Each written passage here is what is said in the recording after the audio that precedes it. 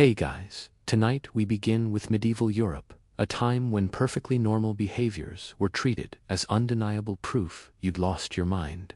So before you get comfortable, take a moment to like the video and subscribe, but only if you genuinely enjoy what I do here. And let me know in the comments where you retuning in from and what time it is for you.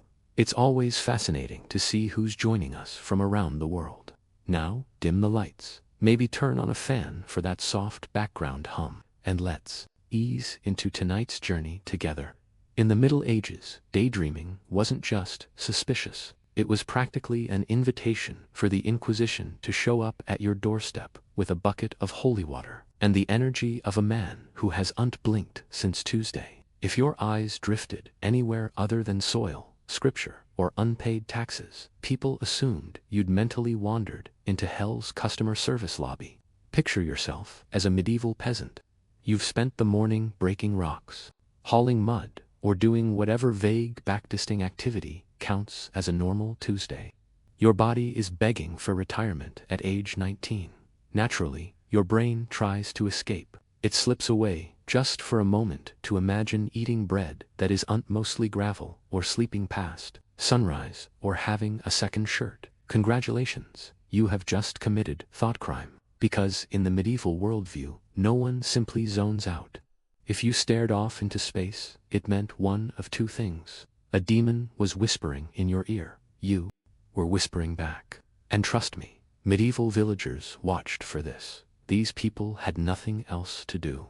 There was no TV, no hobbies, no psychotherapy. Their favorite pastime was diagnosing each other with spiritual corruption based on facial expressions. You blinked too slowly, possessed. You blinked too fast, also possessed. You blinked normally, suspiciously normal. Priests especially hated daydreaming. To them, the mind was a battlefield, and the devil was just waiting for you to get bored during chores. The moment you paused mid-shovel, Father Gregory slid into frame like a medieval jump scare, shouting, "What enters your thoughts, child?" Nothing clears your mind faster than a priest interrogating you at top volume. Children were monitored, too. If a kid stared at a butterfly, adults assumed the child was listening to fairy voices. If a kid stared at the floor, they assumed elves were trying to recruit him. Basically, medieval parents believed their children were one long blink away from joining a supernatural cult. Even nobles weren't safe. A prince who gazed dramatically out of a window was described as melancholic. A princess who got lost in thought was diagnosed with sorrow vapors, which sounds fancy, but is actually medieval code for we don't know what's wrong. Fetch a bucket. So yes, daydreaming perfectly normal today. A major spiritual red flag in medieval Europe. In a world where people bathed twice a year and settled medical debates by bleeding you with a rusty tool, the quiet act of drifting into your own mind was considered the most dangerous thing you could do. In the Middle Ages, talking to yourself was not a charming quirk, nor was it a sign of a creative mind at work. It was a crisis, a catastrophe, a spiritual emergency that required at least 3 priests, a bucket of holy water, and a neighbor who claimed she once saw the Virgin Mary in her chicken coop. Medieval people didn't believe in harmless self-dogue. Nobody was working through their thoughts. Nobody was practicing a speech. If your lips moved and there was no audience, the assumption was immediate and dramatic. You were having a conversation with something that wasn't human. Imagine a medieval villager spotting their neighbor, mumbling to themselves while sweeping the dirt floor. They didn't think, "Poor guy, long week." No, they thought, "He's possessed, and also, we should probably stop letting him borrow our tools." The human brain was not trusted to produce thoughts without supervision. Any sign that you were holding an internal debate meant the debate partner was likely supernatural and deeply untrustworthy. Priests were especially vigilant about this. They believed demons were excellent conversationalists, smooth talkers, who loved slipping ideas into the minds of the vulnerable. So if you were overheard whispering something like, "Where did I put that spoon?" Medieval clergy didn't hear confusion. They heard, "Oh great and terrible spirit," featuring chanting, candles, and at least one bystander who fainted on cue. It got worse for people who worked alone. Shepherds, woodcutters, millers, anyone whose job required solitude was under constant suspicion. If someone saw you talking to yourself on a lonely hill while watching sheep, they didn't assume boredom. They assumed you were receiving dark, pastoral wisdom from goat-shaped entities. Even the sheep probably judged you. Some people tried to hide it. They would cough mid-sentence or pretend to be humming a tune. But medieval villagers were experts at paranoia. They would listen closely, squint dramatically, and whisper to others that you were uttering forbidden words. Once that rumor started, good luck. In a world with no entertainment, gossip was both social currency and a sport. The medieval mind believed silence was safety. Words spoken to nobody were invitations. And anyone who invited invisible forces into the conversation was not considered eccentric, stressed, or creative. They were considered spiritually leaky, dangerously open-minded, and in need of immediate, forceful intervention. Talking to yourself today means you're human. Talking to yourself in medieval Europe meant you were no longer fully human. In the Middle Ages, laughter was not a private activity. Medieval laughter was supposed to be communal, public, and ideally caused by someone slipping in mud, being chased by livestock, or falling off something they had no business climbing.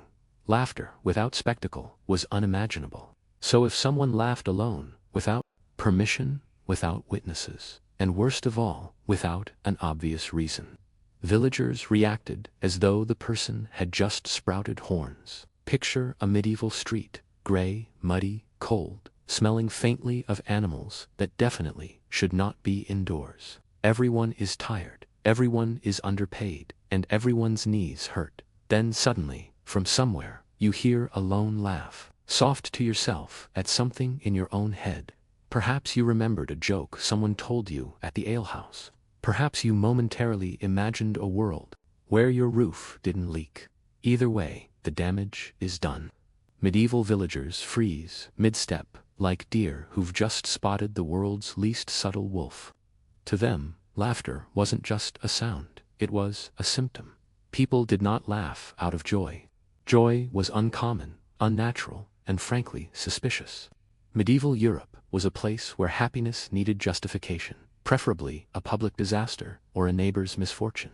Laughter that came from within, from thought, memory, or imagination, meant something had bypassed the normal order of suffering. Something had touched you, something invisible. So you, the lone laugher, instantly became a case study in spiritual instability. A monk passing by would narrow his eyes, clutching his rosary the way modern people clutch pepper spray.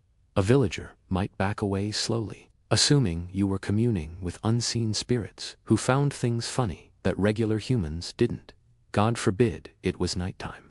Laughing alone after sunset was essentially the medieval equivalent of announcing, "I'm absolutely possessed and would like everyone to panic now." Priests especially hated solitary laughter. They believed demons had a sense of humor, dark, twisted, and aimed entirely at the vulnerable. So if you laughed alone, clergy assumed the devil had told you a joke, and you had been rude enough to laugh at it. Next thing you knew, the priest was sprinkling holy water on you like he was seasoning a roast chicken. Even worse, laughter could spread. If one person laughed alone, others might become curious, maybe even amused. And medieval authorities could not allow joy to become contagious. That way lay rebellion. So in medieval Europe, laughing to yourself didn't mean you were happy. It meant you were marked, touched, or temporarily rented out by something supernatural. Your joy was never yours. It was either demonic or dangerous. In modern times, crying for no reason is normal. Sometimes you're tired. Sometimes you're overwhelmed. Sometimes you watched a sad dog video at the wrong hour. But in medieval Europe, emotional nuance wasn't a thing. If a tear left your eye without a visible, obvious, publicly acceptable reason behind it, people assumed your soul was experiencing technical difficulties. To a medieval villager, sadness was supposed to be predictable. Your crops failed, cry. Your roof collapsed during a storm, and the goat refused to leave your bed, cry. Your third child this winter got a fever, and mysteriously turned blue. Cry. Those were the rules. Tears were a scheduled ritual, neatly aligned with external disasters. But if you cried while doing something ordinary, fetching water, sweeping the floor, or aggressively stirring a pot of something that smelled like regret, people didn't interpret it as emotional overwhelm. They interpreted it as spiritual leakage. Something inside you had cracked open, and nobody wanted to see what would spill out. Imagine being in a medieval marketplace. You're overwhelmed, exhausted, and someone bumps you with a sack of onions the size of a pillow. A small tear escapes, a tiny shimmer of human vulnerability. Instantly, a fishmonger freezes, midgeting, a monk drops his bread ration, and an elderly woman clutches her chest like she's about to faint dramatically, even though she's done this 5 times already this week. Everyone stares as if you've just transformed into a werewolf. In their minds, you weren't sad, you were afflicted. Medieval physicians, who were basically astrologers with knives, believed unexplained crying came from melancholic humors. These humors were mysterious fluids that supposedly sloshed around inside your body and sometimes needed to be drained with a sharp object. If someone cried inexplicably, the physician would arrive with a leech bucket and the confidence of a man who has absolutely no idea what he's doing. Priests had their own theories. To them, sudden tears meant a demon had hopped onto your chest like a cat and squeezed your heart for fun. They saw crying not as emotion, but as supernatural pressure release. They'd rush over with holy water, mumbling prayers, while you tried to explain you were just overwhelmed by life, exhaustion, and the smell of medieval hygiene.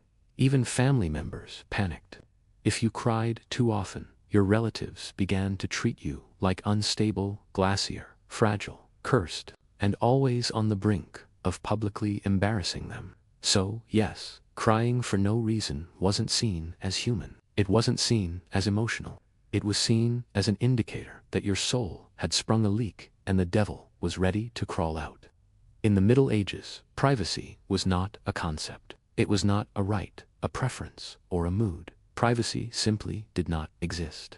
The average medieval villager lived in a one-room house that contained an entire family, a goat, 3 chickens, the winter grain, and occasionally a neighbor who fell asleep after drinking too much ale.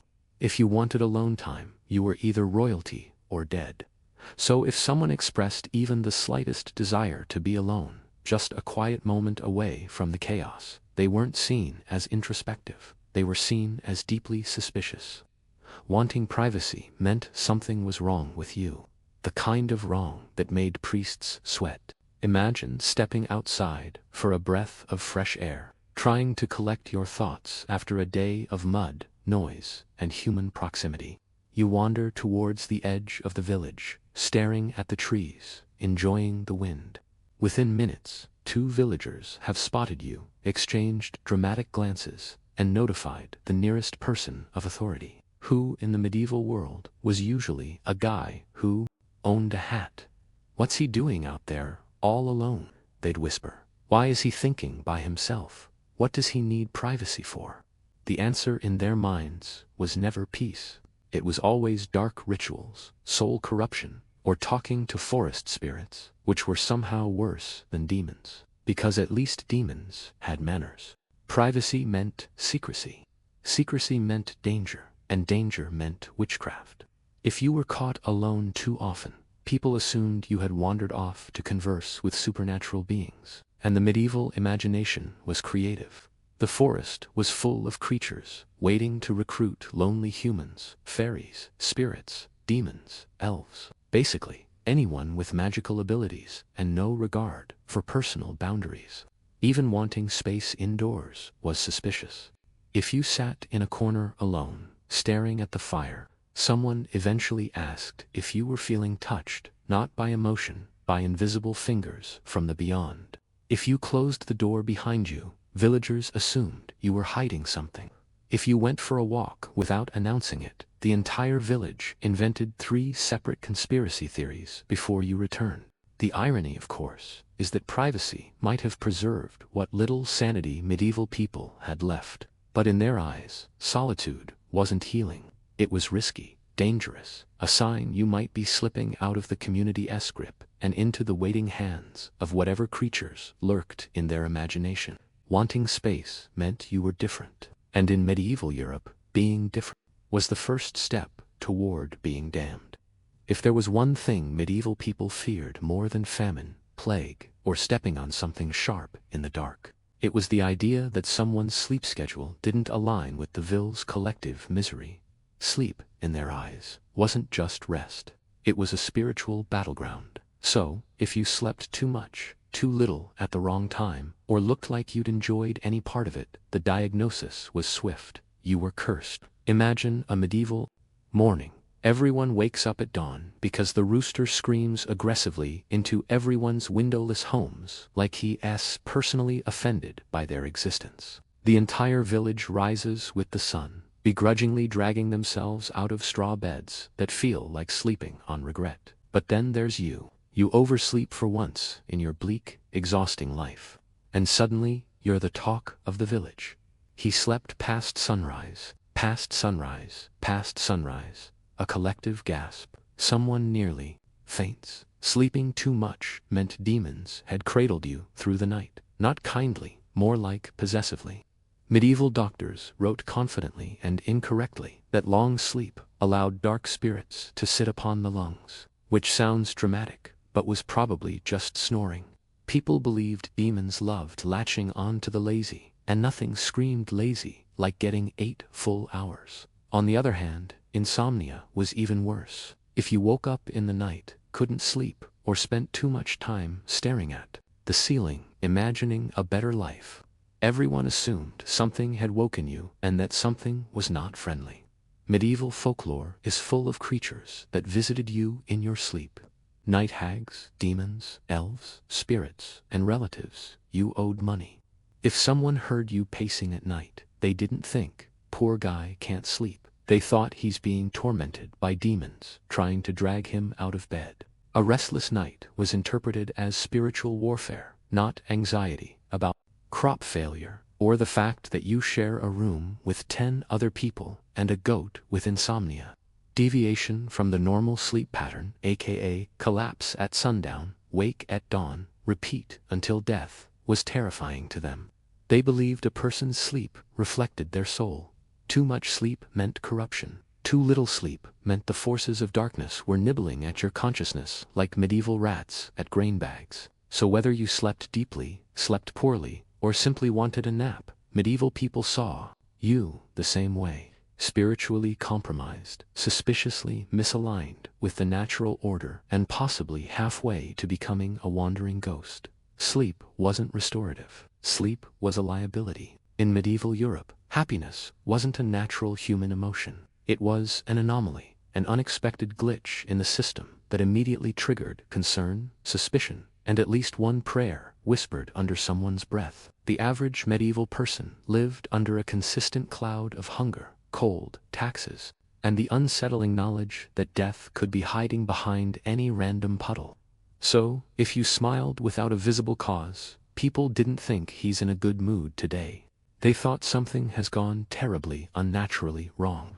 Picture yourself walking through a medieval village, smiling faintly because the sun is out for once, and the mud only goes up to your ankles today instead of your knees. A normal moment of human optimism. But to the villagers, you look like someone who's been touched by otherworldly forces. A woman selling onions pauses mid-shout. The blacksmith lowers his hammer in confusion, and an elderly man crossing the road clutches his rosary as if your cheerfulness might be contagious. Joy, especially spontaneous joy, was deeply suspicious. Medieval culture valued suffering as a spiritual exercise. Misery meant humility. Pain meant closeness to God. Cheerfulness that meant you had clearly made some kind of deal. The kind of deal people whispered about after dark while trying not to make eye contact with the forest. Even laughter was policed. If a villager laughed too loudly, too freely, or too often, the priest began making notes. Medieval priests were essentially therapists with no training and a strong bias toward diagnosing everything as the devil. So, if you walked into the tavern grinning, the bartender didn't smile back. He blinked rapidly, stepped away from you, and mentally reviewed whether he had enough holy water behind the counter. Children were even more vulnerable to this paranoia. If a child ran around laughing, villagers often assumed a fairy had enchanted the kid, or that the child was destined for a dramatic downfall involving a curse, a prophecy, or a mysterious disappearance. Children weren't supposed to be happy. They were supposed to be small, terrified adults with chores. Even nobles weren't immune. A joyful noble woman might be declared overheated in the humors, which is medieval, for she smiled too much, drained some blood, until her personality stabilizes. A cheerful knight could be accused of pride, vanity, or excessive warmth in the brain. In short, happiness had consequences. It wasn't celebrated, it was interrogated. People didn't ask, "Why are you so happy?" They asked, "What dark power gave you permission to feel this way?" Joy wasn't a blessing. It was a medieval red flag waving violently in the wind. In the Middle Ages, music was never a private experience. It was loud, communal, slightly chaotic, and usually off-key. You heard music at festivals, weddings, funerals, and drunken gatherings where half the participants were singing one song, and the other half were shouting an entirely different one. Medieval music was a group activity, not a personal one, because personal enjoyment of anything was generally frowned upon. So the idea of someone sitting alone listening to music, really listening quietly, peacefully, was deeply unsettling to medieval eyes. If they saw a person humming to themselves while tending animals, or tapping a foot gently while walking to the marketplace, villagers didn't think, enjoying a tune. They thought, someone has enchanted him, and it's only a matter of time before he wanders into the woods and never returns. Music was believed to carry power, not artistic power, supernatural power. Songs were thought to attract spirits, fairies, and the occasional demon looking for a fun night out. If you enjoyed music alone, you were inviting something mystical to join you, like an unwise host leaving their door open. Medieval people had a strong fear of things that could enter unnoticed. This included wolves, neighbors, and supernatural beings with questionable intentions. Picture a medieval villager sitting alone in a field, humming softly while weaving baskets. A perfectly harmless scene, but to anyone watching, alarm bells go off instantly. A shepherd might drop his staff. A passing monk might cross himself so dramatically he nearly falls over. A local woman might hurry home to inform the priest that someone is experiencing musical visitation, which, in medieval vocabulary, meant the devil is trying to make him dance. Even instruments were dangerous in solitary hands. A person playing a flute alone in their hut was practically begging for rumors. The flute, after all, was frequently associated with wild forest spirits and seduction. Two things medieval people deeply feared because they had absolutely no defenses against either. If someone dared to close their eyes while enjoying the melody, that was it. Closing one's eyes to music wasn't relaxation, it was trance. It meant you were entering the kind of state only saints, sorcerers, and the spiritually unstable attempted.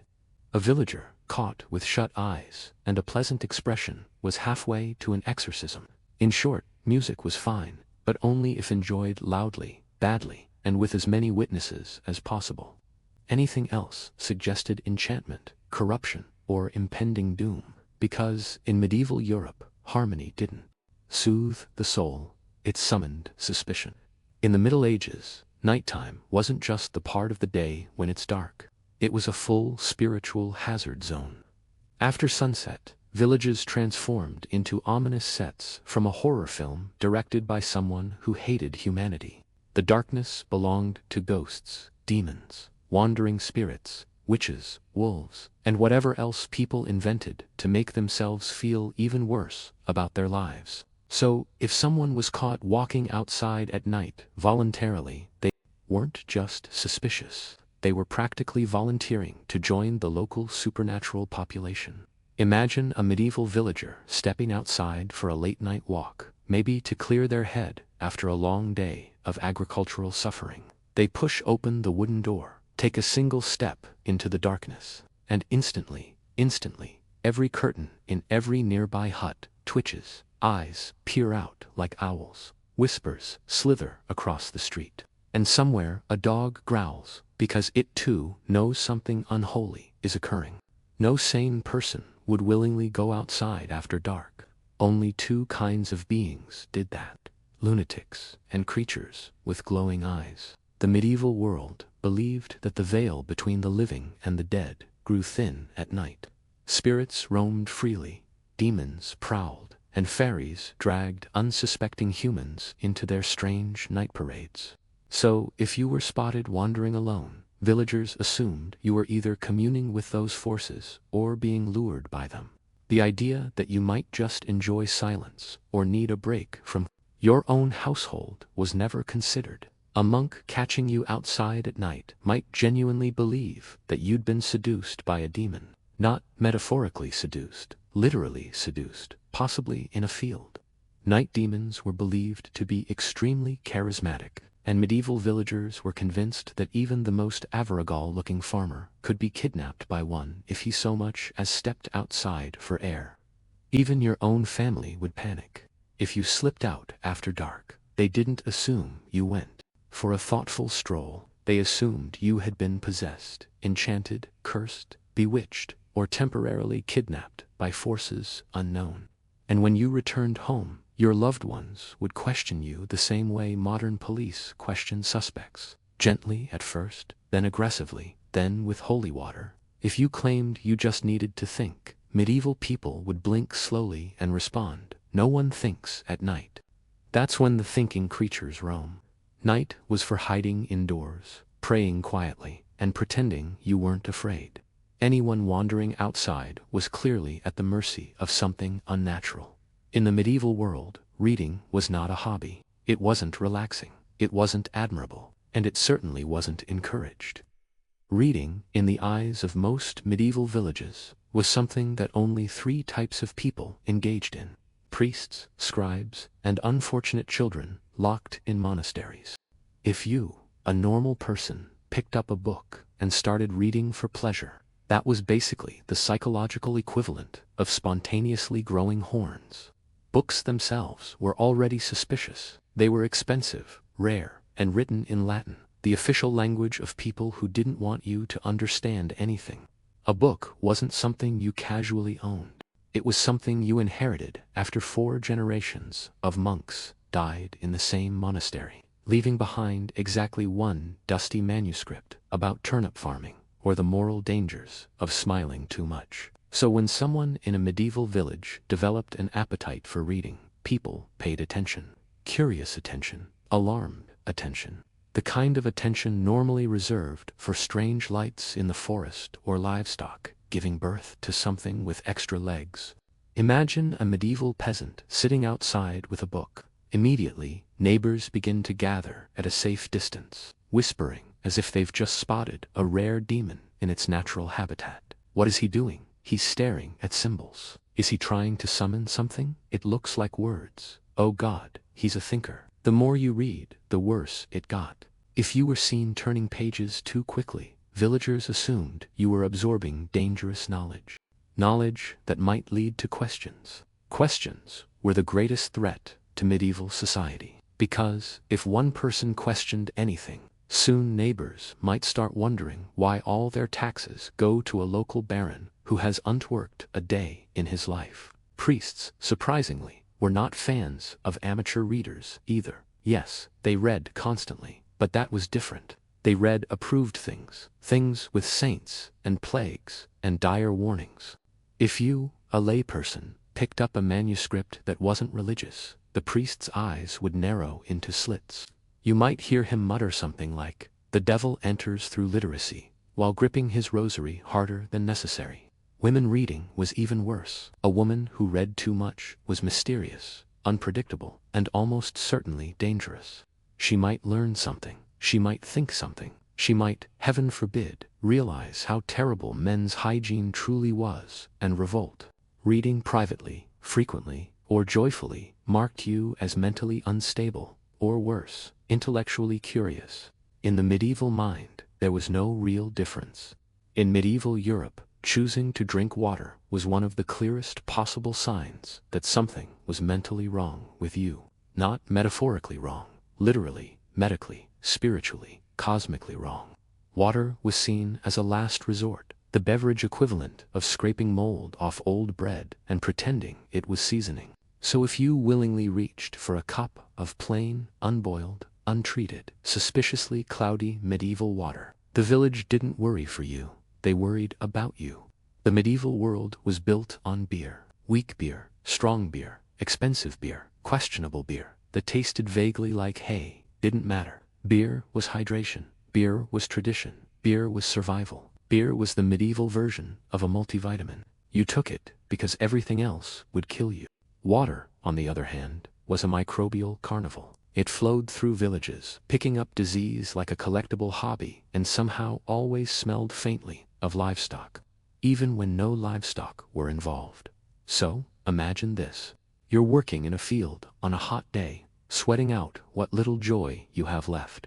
The other peasants pull out small jugs of ale, the safe, trusted medieval beverage. And then there's you, reaching confidently for a ladle of water from the communal bucket. Every face turns toward you.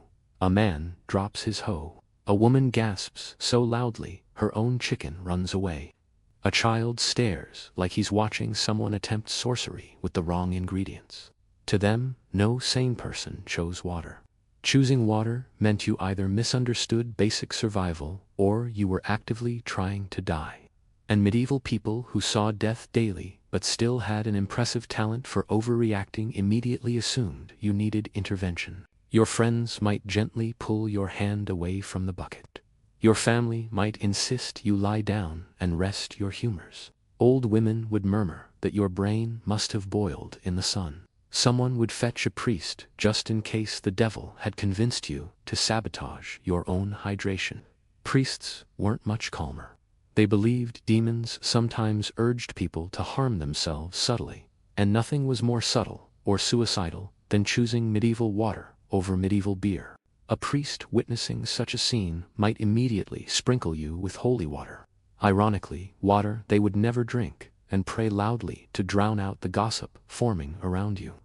In the medieval mind, beer kept you alive, but water revealed you'd already lost the plot. Anyone who reached for water voluntarily was either cursed, delirious, dangerously naive, or clearly suffering a mental collapse of impressive proportions.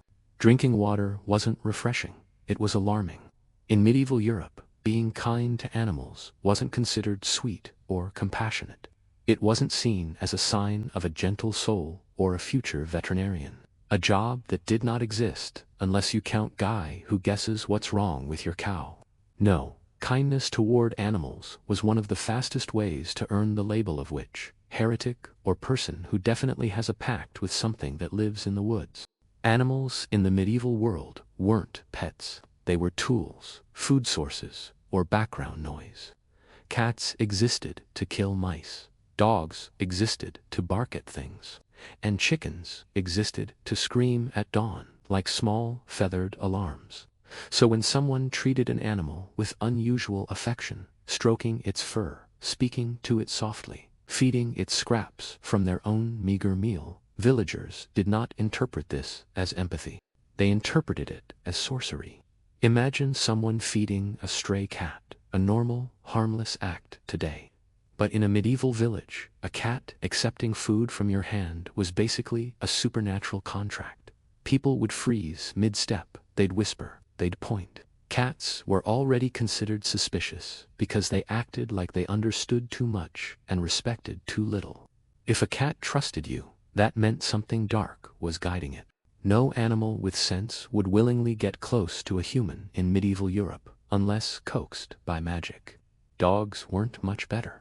If a dog followed you around the village, people didn't think that's adorable. They thought he controls beasts. Heaven help us. A loyal dog was suspicious because loyalty required emotional connection. And emotional connection required free time, something medieval peasants absolutely did not have. The idea that someone had the leisure to bond with an animal instead of laboring endlessly was unnatural in itself, and heaven forbid you talk to an animal. whisper to a horse for comfort. Witchcraft, complaint to a chicken while collecting eggs. Demon communication, share your personal struggles with a goat during a moment of weakness. You've basically confessed to the village that you have one foot in an unholy dimension. Even worse was the concept of rescuing an animal. If you took in an injured bird or nursed a sick dog back to health, villagers assumed you were practicing forbidden healing arts. Only God, saints, and questionable barber surgeons were allowed to heal anything. If an animal recovered because of you, people became very nervous, because in medieval Europe, kindness wasn't kindness. Kindness was influence. Influence was power. And power, especially over animals, was terrifying. Being gentle to creatures didn't mean you had a good heart. It meant you were one broomstick away from a witch trial. In medieval Europe, collecting herbs was not a wholesome pastime. It was not a relaxing hobby, a harmless interest in bot, or the medieval equivalent of I like gardening because it helps my anxiety. No, picking herbs, any herbs, for any reason, was one of the quickest ways to convince your neighbors you had a direct line to the devil. Nothing unnerved medieval villagers more than someone who knew what plants did. The typical medieval relationship to nature was fear. Plants were mysterious. Some cured things, some killed things, and most did absolutely nothing except taste like a handful of dirt. So anyone who wandered around the woods or meadows with purpose, kneeling, sniffing, examining leaves, muttering to themselves, looked less like a gardener and more like someone gathering ingredients for a midnight ritual. Imagine a medieval woman kneeling in a field at dawn, gently clipping rosemary, perfectly innocent. She's just trying to season her for ingredient stew, which is 80% barley, 10% hope, and 10% dirt. But to the villagers who spot her from a distance, the scene looks dramatically different. They see a lone figure, crouched in mist, collecting strange greenery like she's preparing an unholy potion. By the time she stands up, half the town has already agreed she's at least 80%, which, even the simplest plants, triggered suspicion. Chamomile for sleep. Clearly, she's trying to induce visions. Time for cooking.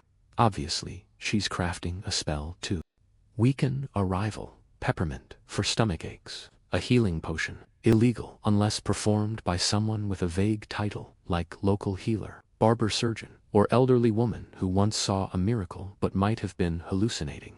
The irony is that medieval healers themselves used herbs constantly. But because healers were officially allowed to look eccentric, their herbal knowledge was tolerated. Anyone outside that tiny circle, however, was suspicious. A peasant man collecting herbs meant he was dabbling in forbidden practices. A peasant woman collecting herbs meant she was already halfway to a bonfire. Even drying herbs indoors raised alarms. Bundles of plants hanging from your ceiling might be perfectly practical, unless you were medieval. Then they were ominous warning signs. Neighbors would glance into your window, see the bundles, and immediately assume you were in contact with beings who only appeared after midnight. Herbs weren't plants. They were evidence. Evidence that you knew things you were not supposed to know. In medieval Europe, owning a functional knowledge of nature made you dangerous. Using it made you guilty, and enjoying it, well, that was witchcraft beyond dispute. In medieval Europe, being left-handed was not a harmless biological quirk. It was a lifestyle threat, a spiritual misalignment, a glaring sign that you had entered the world already suspicious. Even the language betrayed you. The Latin word for left was sinister, which medieval people took far too literally. If your dominant hand happened to be the wrong one, congratulations, you were automatically guilty of something. They just hadn't figured out what yet. Imagine being a medieval child and instinctively grabbing a spoon, or, more likely, a chunk of stale bread, with your left hand. Your mother gasps like she's witnessed a murder. Your father blinks at you as though you've grown antlers. The village priest, who has been watching for signs of corruption in every newborn since dawn, suddenly appears behind you with the stealth of a cat and the anxiety of a man who thinks. Demons personally hate him. The problem wasn't the hand itself, it was what the hand implied. Medieval people saw the world as a cosmic tug-of-war between God and the devil, both fighting over your soul, like two drunks fighting over the last piece of cheese. And if you used your left hand more than your right, that suggested the devil was winning. Not because of any evidence, of course, but because medieval logic was built entirely on panic and superstition. Teachers were the worst offenders. If you were unlucky enough to attend a medieval school, your teacher's job was simple: force every child to write with the correct hand, or die trying. A left-handed student was not encouraged or understood. They were disciplined physically, dramatically, and often loudly. Teachers would smack your left hand with sticks, tie it behind your back, or lecture you about the dangers of evil symmetry. It didn't matter that writing with your right hand made your letters look like they'd been drawn by a tipsy goose. What mattered was conformity. Even daily tasks were suspicious. Stir a pot with your left hand, and someone would comment that the stew now tasted unsettled. Pet a cat with your left hand, and villagers would mutter that the animal was now bewitched. Hold a tool, carry a bucket, or greet someone using that cursed hand, and people would subconsciously recoil, unsure whether to fear you or pity you. Left-handedness was seen as a flaw, a threat, and a cosmic inconvenience. Not because it hurt anyone, far from it, but because medieval people didn't know what to do with anything different. And if there was one thing medieval Europe feared more than demons, plagues, and bad weather, it was difference. In the Middle Ages, calmness was not a virtue. It was not admired, respected, nor encouraged in any capacity. Calmness, to the medieval mind, was one of the most suspicious states a human could enter. Life was supposed to be a hectic cyclone of fear, discomfort, hunger, disease, and the constant awareness that anything, truly anything, could kill you before supper. If you looked calm during all that, people did not think you were wise. They thought you were broken. Imagine a medieval village in peak daily chaos. Chickens are running through the streets like they're late for something. A goat is trying to eat someone's laundry. A baby is crying because it has been alive for 3 days and has already lost all hope. A blacksmith is yelling at his apprentice for existing too loudly. Smoke drifts from chimneys with the smell of yesterday's soup, which is also today's soup and tomorrow's soup. Life is a loud, muddy mess. Now imagine someone standing in the middle of it all, serene, silent, peaceful, breathing like a monk who's just invented meditation centuries too early to modern eyes. That's self-regulation. To medieval eyes, that's possession. A calm person wasn't seen as someone with emotional control. They were seen as someone who'd been spiritually anesthetized. Medieval people believed that fear was the natural human state, the baseline emotion encoded into the soul. Anyone who didn't show fear was assumed to have lost their ability to recognize danger, or worse, they were in league with the danger. If a person stayed calm while others panicked, villagers reacted as if they'd witnessed dark magic. A fire breaks out. Everyone screams, scrambles, throws water wildly in every direction, but the calm person just watches, unbothered. Immediately, 2 conclusions form. Either this person started the fire, or they've struck some sort of supernatural bargain to be above earthly concerns. Even in smaller crises, like bad weather, the appearance of a strange animal, or rumors of a wandering spirit, calmness was alarming. If you didn't join the collective panic, you were treated with suspicion. Medieval logic insisted that if everyone else was terrified, you should be too. Anything else meant your emotions came from an unnatural source. Priests especially distrusted calm people. They interpreted calmness as spiritual interference, something holding your fear hostage. In their view, only saints and the possessed remained calm in chaos, and saints were rare, very rare. So in medieval Europe, calmness wasn't enlightenment. It wasn't strength. It was a red flag, a warning, a sign that your soul was either too pure or too compromised for ordinary life. Either way, nobody trusted it. In the Viking Age, marriage wasn't the romantic, candlelit saga people like to imagine today. There were no soft focus proposals on fjorded cliffs, no poetic speeches, and definitely no kneeling unless someone dropped a sword and had to pick it up. Instead, marriage functioned as a strategic alliance between families, and love was a pleasant optional bonus if it happened to appear sometime before death. What really mattered were the clans behind the bride and groom, their land, their cattle, and how much political leverage they could create together. A Viking marriage began long before the couple ever met, usually with two fathers negotiating like seasoned diplomats. They discussed boundaries, inheritance rights, conflict histories, and who once stole whose sheep 20 winters ago. Every detail was examined because, in Norse society, marrying someone meant tying your entire family's fate to another clan. If the other side had a habit of feuding, raiding, or accidentally setting their longhouse on fire, you might think twice before offering your daughter. The most critical part of this negotiation was the mund, the bride price paid by the groom's family. This wasn't a purchase of the bride, even though it sounds suspiciously like one. It was actually compensation for the labor and skills the bride's family was losing. Viking women worked hard, farming, weaving, managing the household, so losing one meant losing serious value. The Munda acknowledged her importance and signaled that the groom's family was stable and honorable enough to marry into. Once both families agreed on the terms, the marriage was set and the couple's personal feelings were considered, theoretically. But even though families made the matches, Vikings didn't treat marriage like a prison sentence. A bride had to accept the marriage agreement. Sure, she had about as much negotiating power as someone trying to argue with a thunderstorm. But her voice still mattered. Refusing a dangerous or dishonorable match was within her rights, and sagas mentioned women doing exactly that, sometimes loudly, sometimes dramatically, and occasionally with an axe nearby.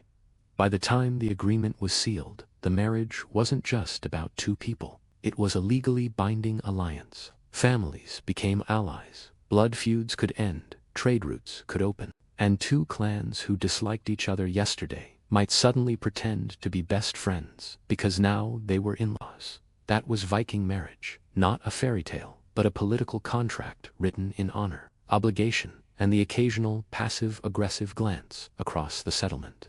If Viking marriage was a contract, then the dowry and bride price were the financial signatures written in bold runes across the whole deal.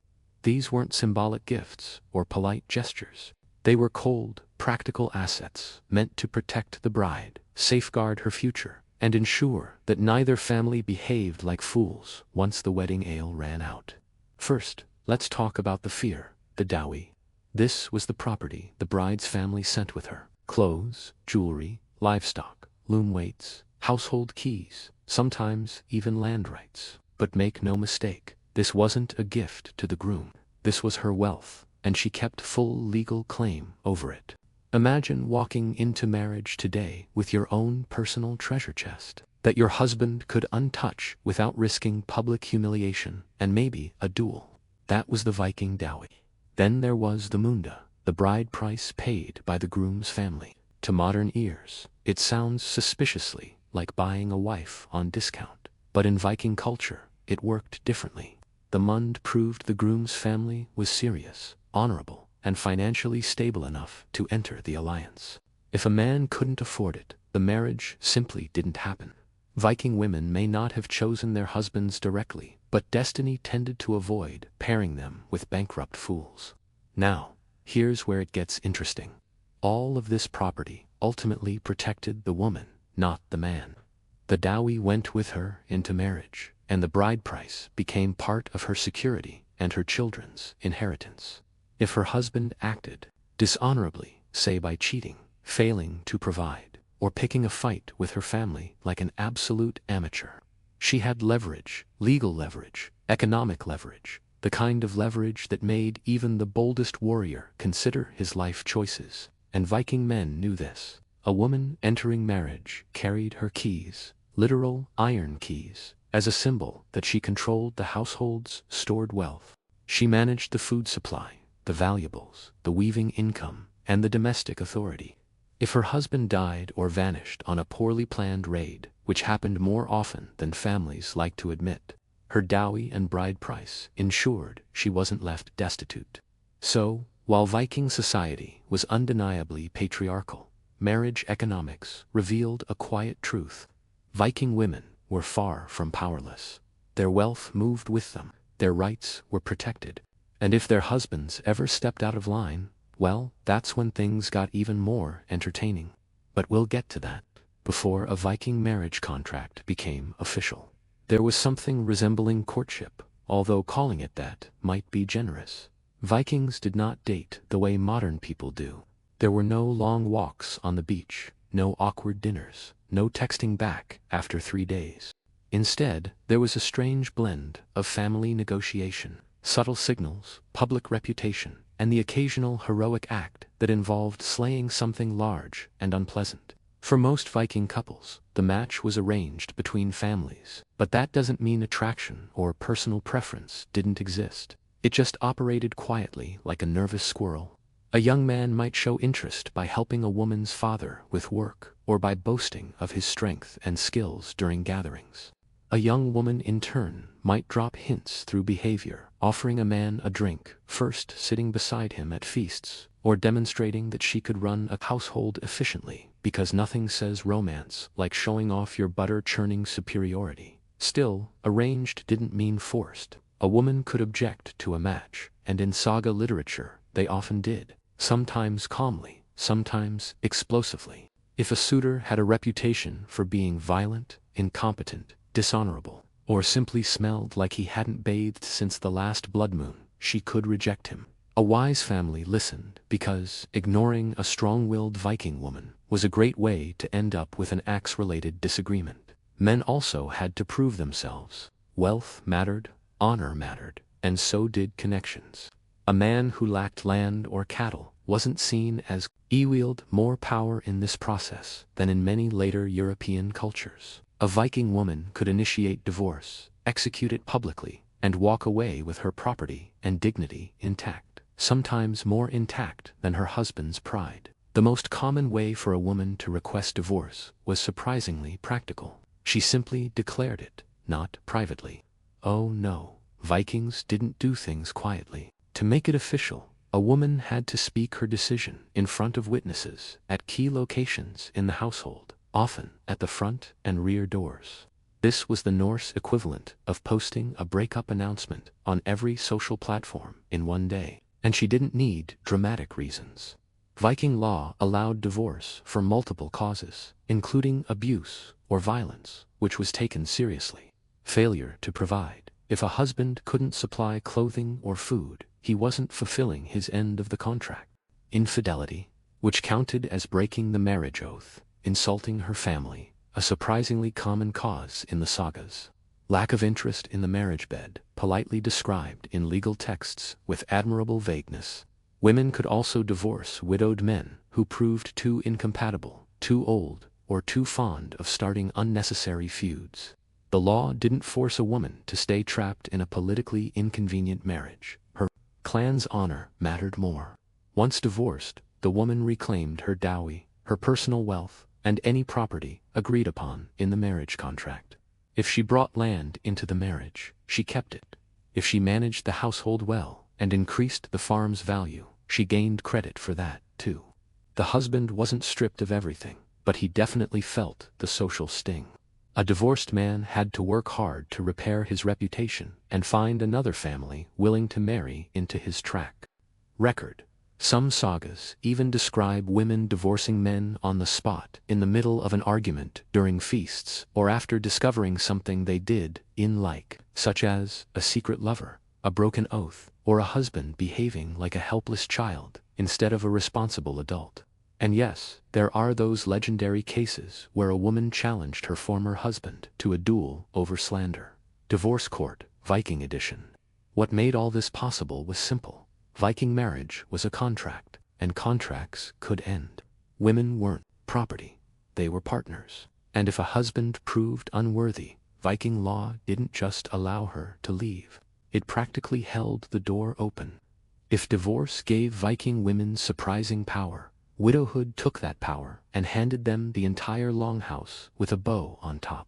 In Norse society, a widow wasn't expected to fade quietly into the background or rely on the charity of relatives. Instead, she stepped into a position of serious authority, often becoming the full, uncontested ruler of her household. Some Viking men probably rolled over in their graves, seeing their wives run the farm better than they ever did. But that was simply the natural order of things. When a husband died, whether peacefully in bed or dramatically on a raid involving too much confidence and too little planning, the widow inherited control of the estate. Not some of it, not a symbolic corner of it, all of it, until any children came of age. She managed land, livestock, servants, thurs, debts, income, and trade relations. She made decisions about the farm's future, approved marriages for her children, and handled disputes.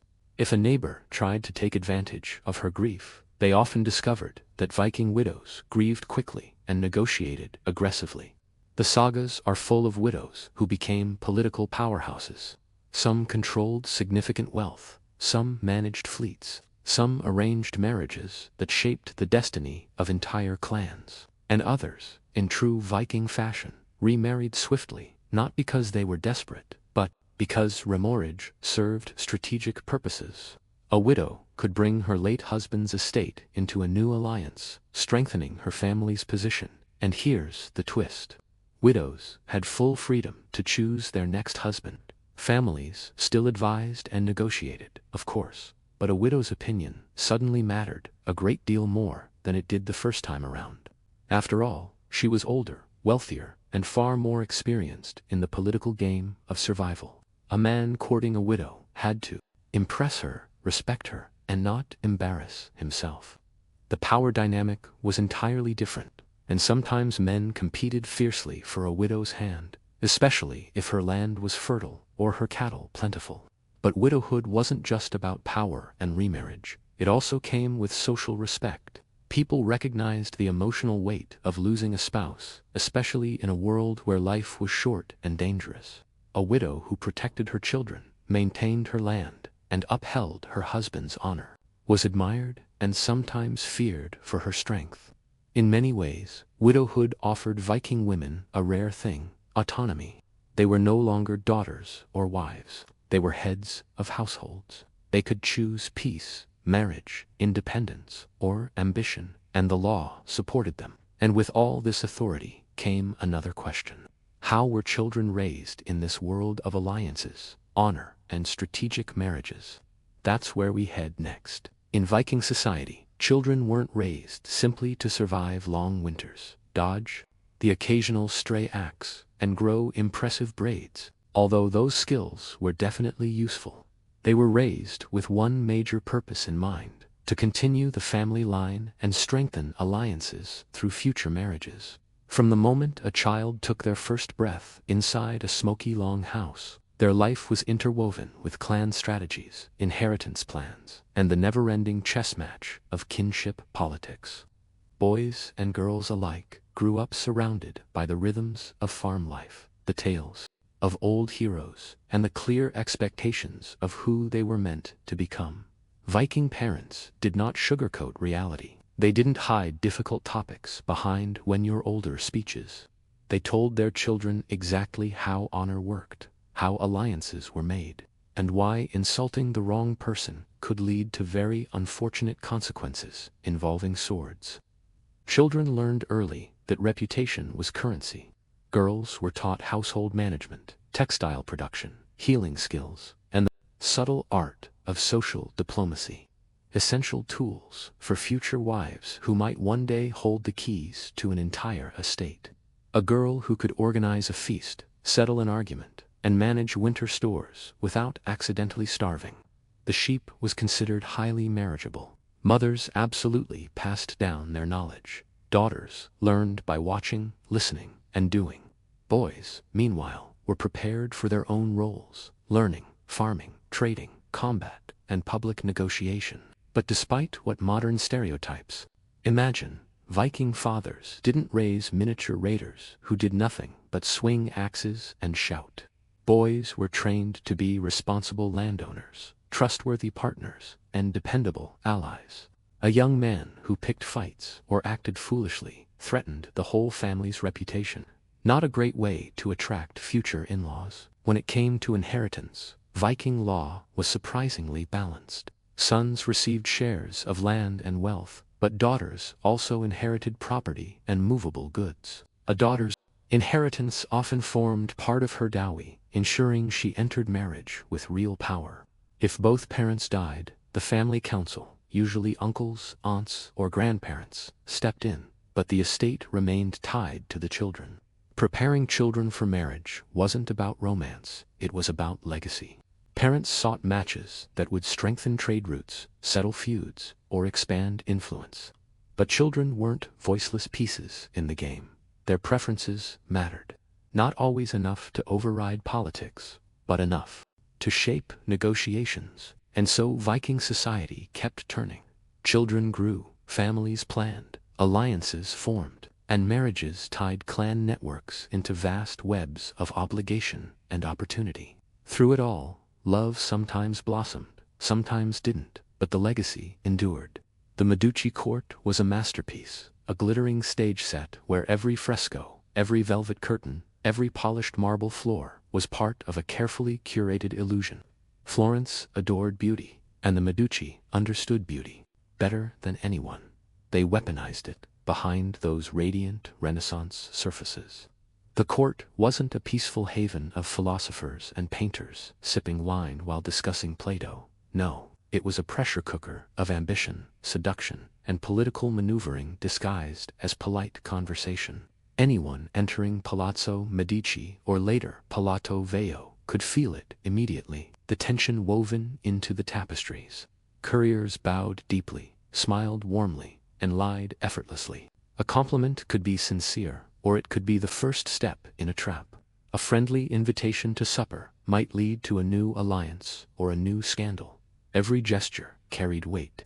Every whisper mattered. Even the servants learned quickly that silence was a currency.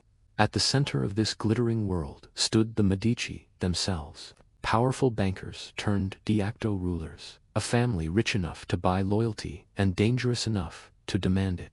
Cosmo the Elder, Lorenzo the Magnificent, Catherine de' Medici. Each generation shaped the court in its own image. Lorenzo filled it with poets, philosophers, and musicians. Catherine filled it with spies, ladies in waiting, and a healthy dose of paranoia. Different styles, same core strategy. Control the narrative, control the court. But for all its magnificence, the Medici household was less a home and more a political theater. Every room had a double purpose.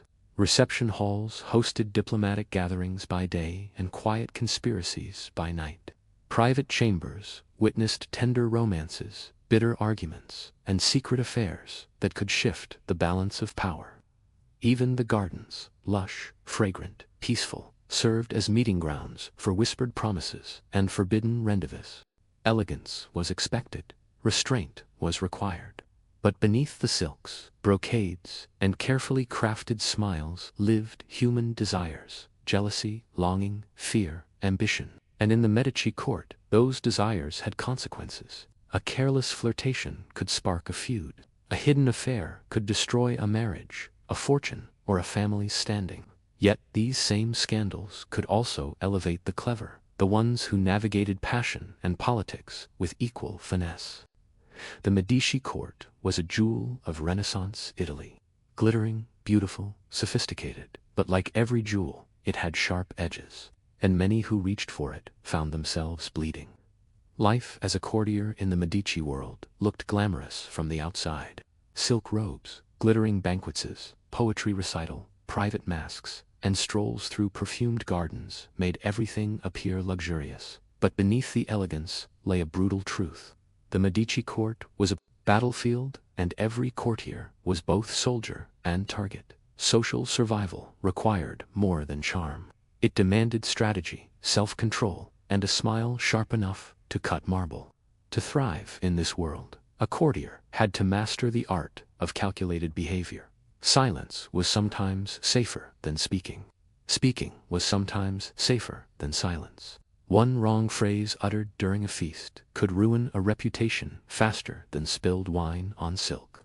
Courtiers learned to read faces as carefully as scholars read manuscripts. A slight shift in a noble woman's posture, a pause before a duke's laugh. These tiny details determined alliances, and status at court wasn't static. It shifted like Florence's unpredictable weather. One moment you were dining beside a Medi cousin. The next you were mysteriously uninvited from gatherings because you supported the wrong marriage, offended the wrong poet, or, heaven forbid, wore the wrong color on the wrong day. Fashion, believe it or not, was political. If the Duchess favored emerald green this season, wearing ruby red wasn't a bold personal choice, it was a declaration of war. Many courtiers arrived in Florence, hoping for advancement, a marriage, a position, a patron, or a generous pension. But the Medici didn't reward ambition lightly. Every opportunity came with strings, and those strings were usually tangled. A flattering remark to a Medici prince could gain you a favor, or attract the jealousy of a rival who had been flattering him 5 minutes before you arrived. Even intellectuals and artists navigating the court's cultural circles weren't immune. A misplaced joke about the wrong classical figure could earn a scolding that lasted a lifetime. And then there were the spies. Oh yes, Florence was full of them. Ladies in waiting, scribes, stable boys, musicians, perfumers. Many were paid quietly to observe, report, and influence. Catherine de' Medici perfected this system when she later moved to France. But she learned the technique in Florence, where secrets were the most valuable currency after gold. Yet, despite the danger, courtiers stayed. Because, at the Medici court, scandal wasn't just a threat, it was an opportunity. A cleverly timed rumor, a carefully staged coincidence, a whispered confession in the perfect ear. And suddenly, fortunes changed overnight. Behind velvet curtains and frescoed walls, survival was performance, and the best performers rose highest. Flirtation in the Medici court wasn't innocent, it wasn't even private. It was a performance played on a stage where every spectator pretended not to see anything while taking notes for later. In a world ruled by alliances and reputation, desire was both intoxicating and lethal. Courtiers tiptoed along a razor's edge where a single glance could be interpreted as devotion, insult, or strategy. The Renaissance loved the idea of courtly love, poetry, longing, beautiful metaphors about burning hearts and aching souls. But in Florence, this romantic ideal lived side by side with real politic. A nobleman might recite a sonnet to a married woman, not because he adored her, but because winning her favor could grant him access to her husband's political circle. A lady might smile a little too long at a visiting diplomat, not because she felt Spock's, but because flirting kept foreign alliances warm. Love was rarely aimless in the Medici world. Every compliment had a purpose. Every gesture carried a message. But even calculated games could ignite genuine passion. Confessions took place in secret corners of gardens, in dim hallway aloes, in private loaders overlooking Florence's rooftops. Lovers exchanged tokens, a ribbon, a glove, a clipping of hair. Each one a silent promise that had to be hidden from the wrong eyes. And there were many wrong eyes. Ladies in waiting reported everything. Tutors and scribes listened behind partially closed doors. Even the fresco seemed to stare, silently judging every encounter. The risk made the passion sharper. A married woman caught in an affair could be exiled, humiliated, or sent to a convent. A man exposed in scandal might lose his position, his income, or his political backing. Yet scandals still bloomed like roses in the Medici gardens, beautiful, fragrant, and full of thorns. Some affairs became legendary. Lorenzo de' Medici himself adored poetry, beauty, and subtle flirtation. His court attracted women and men whose charms were famous across Italy. More dangerous were the affairs that connected rival factions. A romance between families aligned with opposite political camps could destabilize Florence faster than a failed bank loan. In extreme cases, Passion became a catalyst for assassinations, as the Madouche learned all too well during the PSI conspiracy. But for every tragic love story, there were also quiet, tender connections that never made the chronicles, relationships that survived the intrigue, couples who managed to hide their feelings well enough to avoid destruction. Still, in a world where fresco glowed and chandeliers sparkled, the most brilliant light, passion, always cast the darkest shadows. Marriage in the Medici court was rarely about love. It was about dynasties, silk-bound alliances, and the delicate balance between ambition and appearances. A noble wedding in Florence looked like a fairy tale. Velvet gowns, glittering jewels, banquet tables groaning under roasted pheasants and sculpted marzipan. But beneath all that beauty lay an arrangement as carefully negotiated as a trade treaty. Families examined potential spouses the way bankers evaluated investments. An advantageous marriage could elevate an entire lineage, secure political influence, or save a family from financial ruin. The Medici, being bankers first and rulers second, understood this better than anyone. They arranged marriages with the precision of accountants balancing ledgers. A bride brought dowries of land, art, and prestige. A groom offered connections, military backing, or entry into powerful social networks. If affection developed later, it was considered a charming extra. If it didn't, well, that's what separate bedchambers were for. Inside these arranged unions, harmony was expected, or at least performed. Couples learned to play their parts in public, polite smiles, coordinated gestures, and the illusion of fondness. A wife might walk gracefully beside her husband, whispering witty lines as if they were deeply connected. A husband might offer his arm during ceremonies, as though the relationship were built on genuine trust, but the reality was often much colder. Many spouses lived parallel lives, intersecting only when politics demanded it. The expectations placed on noblewomen were immense. A Medi bride was expected to be the perfect combination of elegance, modesty, diplomacy, and fertility. She was the symbol of her family's honor, and Florence watched her every move. A single misstep could ignite gossip, and gossip in Florence traveled faster than the Arno in flood season.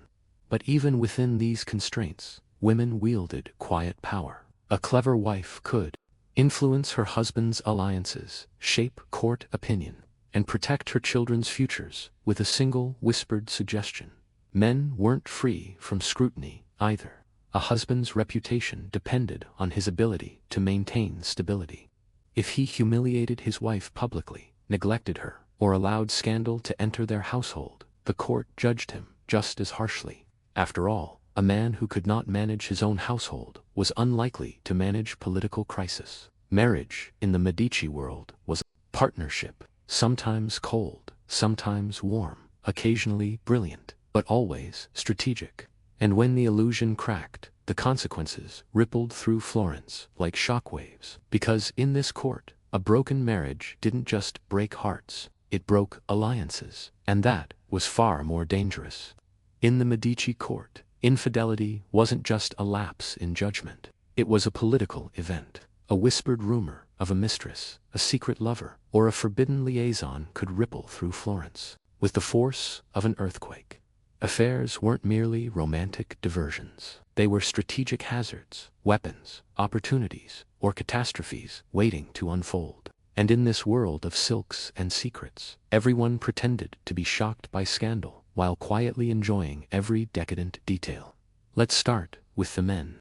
Noblemen in Renaissance Italy were expected to maintain mistresses, as long as they did so discreetly and respectfully. A well-placed mistress could soften political rivalries, charm allies, or even stabilize a man's reputation, provided she understood her role and stayed within the invisible boundaries of court etiquette.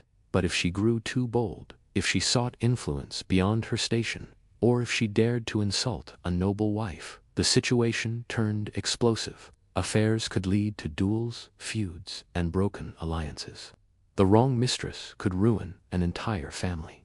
Women, on the other hand, were held to stricter standards. A noblewoman's affair, if discovered, could lead to exile, annulment, or confinement in a convent. But the danger didn't stop many of them. Why? Because love and loneliness made powerful motivations, especially when their arranged marriages felt like polite prisons. Behind heavy curtains and locked bedchambers, women formed emotional bonds, exchanged letters, and risked everything for moments of passion or understanding they couldn't find at home. Some of these affairs became legendary. Consider Giuliana de Media's romance with Simonetta Vespucci, Florence's greatest beauty and muse of Buccelli. Their chemistry became immortalized in art, whispered in poetry, and watched by an entire city that adored them. Whether they were physically involved remains uncertain, but in the gossip-driven world of Florence, perception mattered more than truth.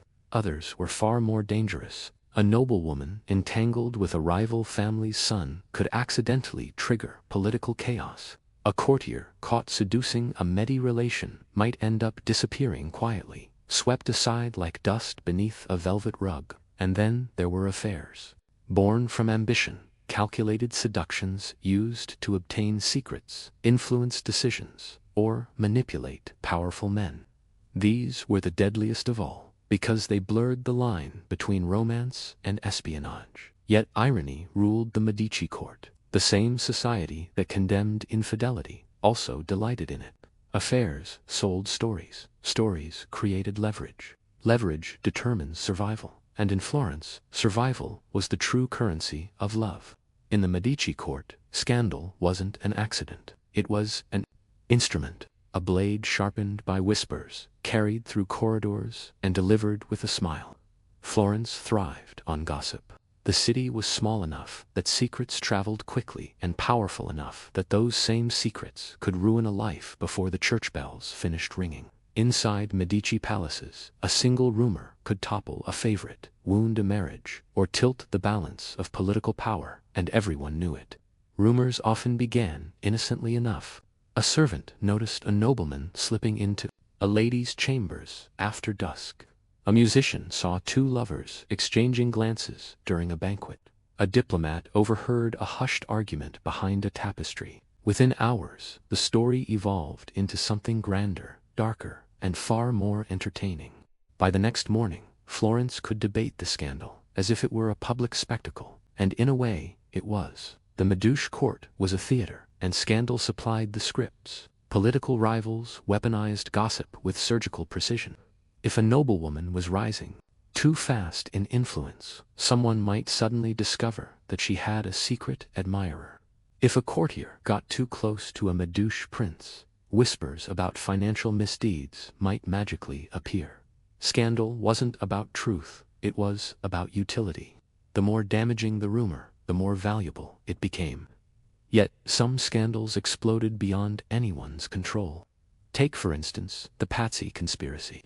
Though driven by politics rather than passion, it was fueled by whispered accusations, calculated betrayals, and quiet meetings behind frescoed walls.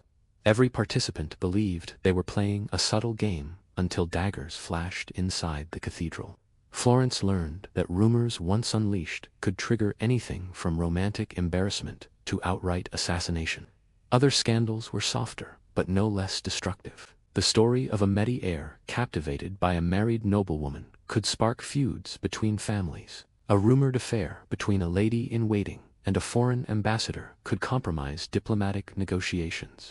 Even misinterpreted friendships became dangerous. To people laughing too closely at a feast, suspicious. A note passed between cousins, potential treason, an extra smile, practically an international incident. The tragic part was that many of these stories were exaggerated or entirely false, but in a court obsessed with reputation, the mere possibility of scandal was enough to destroy someone's standing. A nobleman could lose patronage. A lady could lose her dowry prospects. A servant could lose their life. In the Medici court, truth was optional. But scandal was inevitable and unforgettable. Forget modern intelligence agencies. The Medi perfected espionage centuries before anyone invented a secret police badge. In their world, information was as valuable as gold and far easier to weaponize. Behind the brocade curtains and polished marble floors, Florence pulsed with a network of watchers, whisperers, letter readers, and informants who turned everyday life into a masterclass in surveillance. Everyone spied, everyone was spied upon, and everyone pretended this was completely normal. Ladies in waiting were the unofficial intelligence officers of the palazzo. These women accompanied noble ladies through every hour of the day, dressing them, attending them, entertaining them, and quietly reporting everything they saw to the right patron. A sigh too heavy, a blush too sudden, a furtive glance at the wrong man. Nothing escaped their attention. They were the velvet-wrapped eyes and ears of the court, gathering secrets while pretending to arrange jewelry. Servants, meanwhile, had access to the most compromising locations: bedchambers, powder rooms, private gardens. A whisper overheard while refilling a wine cup could reshape political alliances by sunset. Stableboys overheard emotional arguments between lovers slipping in and out of shadows. Cooks intercepted smuggled love notes tucked between loaves of bread. Even perfumers noticed when someone ordered a fragrance meant to disguise the scent of a secret rendezvous. The Medi themselves encouraged this system. They relied on webs of informants to detect plots and prevent uprisings. Cosmo the Elder was known for his diplomatic listening, while Lorenzo the Magnificent kept correspondences so detailed that modern historians still marvel at his network. But Catherine de' Medici, trained in Florence before ruling France, turned espionage into an art. She used coded letters, invisible ink made from lemon juice, and informants hidden in every royal corridor. Her early years in the Medici court taught her that love and betrayal often shared the same bed. Letters were the lifeblood of this clandestine world. Handwritten notes carried affection, threats, bargaining details, and heartfelt confessions. But they also carried tremendous risk.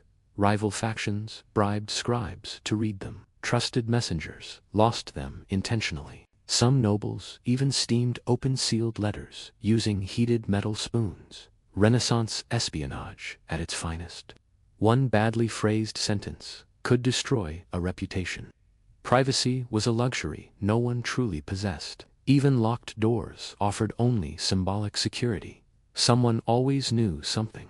Someone always watched. Someone always listened. And in a world where secrets flowed like wine, the only real power belonged to the person who controlled the information or the person who leaked it at exactly the right moment. In the Medici court, betrayal wasn't just a personal matter. It was a political catastrophe with a body count. Behind the luxurious velvet curtains and radiant fresco, the stakes of love, loyalty, and disloyalty were brutally high. Courtiers didn't just risk heartbreak. They risked exile, imprisonment, or a suspiciously sudden illness that left doctors scratching their heads and priests preparing last rites. Florence had many remedies for scandal, but poison was the one whispered about most often. The Renaissance loved its toxins. Arsenic, belladonna, mercury, and even powdered gemstones made appearances in medical recipes, cosmetic powders, and when needed, elegant revenge plots. A single dose could be slipped into wine goblets, sugared almonds, or even perfumed gloves. And although modern historians exaggerate the frequency, the fear of poison was very real. A lover scorned, a rival thwarted, or a spouse embarrassed in public might inspire suspicions that lasted for years. But poison wasn't the only tool of revenge. Public humiliation was an art form in Florence.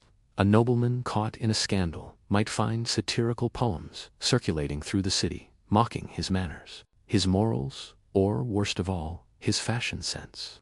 A woman wronged by a faithless husband could retaliate through alliances, whispering in the ears of influential friends until his political footing eroded.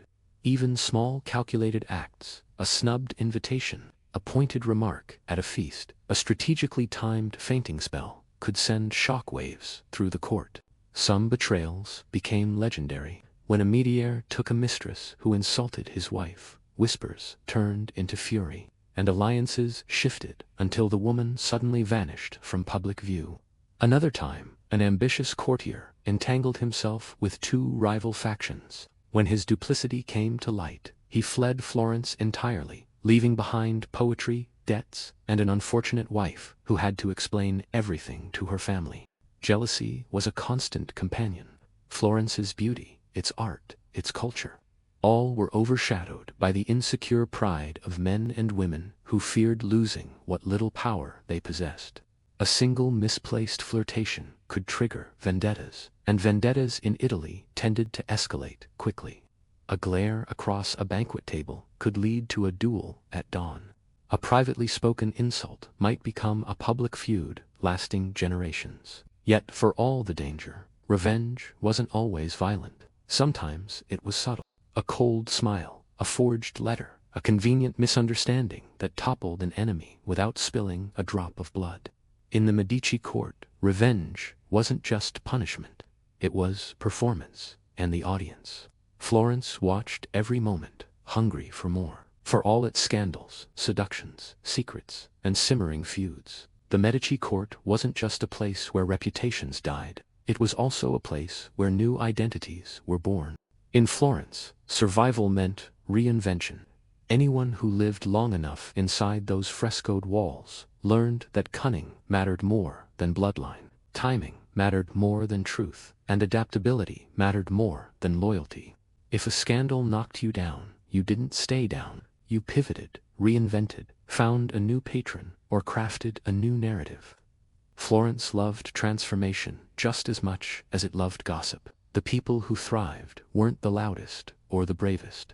They were the observant ones, those who knew when to speak, when to disappear, and when to reinvent their entire persona overnight. A lady disgraced by an affair might resurface months later as a pious patroness of the arts, commissioning religious altarpieces and donating to convents. A courtier tarnished by political missteps could reinvent himself as a scholar, hosting intellectual salons filled with poetry and philosophy instead of feasts and flirtations. Reinvention was Florence's favorite form of survival, and the Medici mastered it better than anyone. Even love, with all its dangers, had a way of reshaping lives. Some romances faded quietly, swallowed by duty and distance. Others endured, protected by loyal friends and hidden rooms. A few were immortalized in art, in Buchelli's graceful figures, in Michelangelo's sketches. In the poetry, Lorenzo penned for his own circle of muses. Passion left traces everywhere. In sculptures, in fresco, in letters folded so tightly they still carry the imprint of trembling hands. The Medici themselves understood the power of love and scandal better than any family in Europe. Their marriages forged alliances. Their affairs fueled gossip. Their romances inspired artists who turned private desires into public masterpieces. And their scandals shaped the political landscape of Florence, influencing everything from bank loans to paper elections. The Medici did not merely participate in the culture of love and intrigue, they defined it. But perhaps the most fascinating legacy of the Medici court is how deeply human it all was. Beneath the layers of velvet, gold, and political maneuvering lived people driven by the same impulses that shape every era. Longing, jealousy, ambition, fear, tenderness. Their world looked different, more gilded, more dangerous. But their hearts behaved the same as ours. And maybe that's why the Medici scandals continue to captivate us. They remind us that behind every painting, behind every palace wall, behind every carefully curated legend, there were human beings who loved recklessly, desired dangerously, and survived brilliantly. When Augustus stepped into power after decades of civil war, he inherited a Rome exhausted, paranoid, and divided. Senators whispered behind columns. Generals watched him with concealed jealousy. And the memory of Julius Caesar's assassination hung over the forum like a ghost that refused to leave. Augustus understood the lesson perfectly.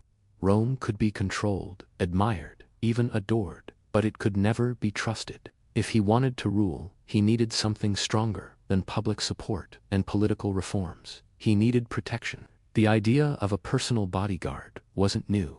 Roman generals often kept elite soldiers near them during campaigns, men chosen for their loyalty and skill. But Augustus did something unprecedented. He institutionalized this practice. he made it permanent. He made it Roman. And in doing so, he created an entirely new force, one that would eventually decide the fate of emperors themselves. He called them the Taurian Guard, taking the name from the Taurium, the headquarters tent that generals used during campaigns. But these soldiers were no ordinary legionaries. Augustus hand-selected them from Italy's best troops, choosing men whose families, reputations, and loyalties he could track closely. He paid them more than regular soldiers. He housed them closer to Rome. He dressed them in distinct uniforms and equipped them with the finest weapons. Every detail screamed, "These are not just protectors, these are elite." At first, the Praetorians blended into Rome quietly. Augustus, ever subtle, distributed them across nearby towns to avoid alarming the Senate. The last thing he wanted was another accusation of tyranny. So the guard protected him discreetly, guarding his home, escorting him in public, and keeping watch during ceremonies. To the average Roman, they seemed like an extension of order, a symbol of stability after years of chaos. But Augustus knew exactly what he was building. This wasn't just a shield. It was a political instrument. These men weren't just defending him. They were binding themselves to him. Their salaries, their privileges, and their future depended entirely on the emperor's survival. And in a world where shifting loyalties could topple a regime overnight, Augustus had created a force that would hold his power in place with iron discipline. Yet, as the years passed, the guard grew stronger, richer, and more aware of their importance. Augustus had hoped to control them. Instead, he had planted a seed that would one day overshadow even the emperor. The Taurian Guard was born to protect the throne, but soon they would become powerful enough to decide who sat on it. The Taurian Guard wasn't just another unit in Rome's vast military machine. They were the elite of the elite, soldiers so carefully selected, so generously paid, and so dangerously empowered that they existed in a category entirely their own. To become a Praetorian meant walking into a world where discipline met privilege, and where loyalty to the emperor wasn't just expected, it was purchased, cultivated, and monitored. First, there was the recruitment. Ordinary legionaries came from across the empire, from Spain to Syria. But Augustus restricted Praetorian membership to Italians only, men whose families and backgrounds could be traced with precision. These were soldiers with reputations, roots, and identities Rome could verify. They weren't anonymous recruits from distant provinces. They were men whose loyalty could be audited.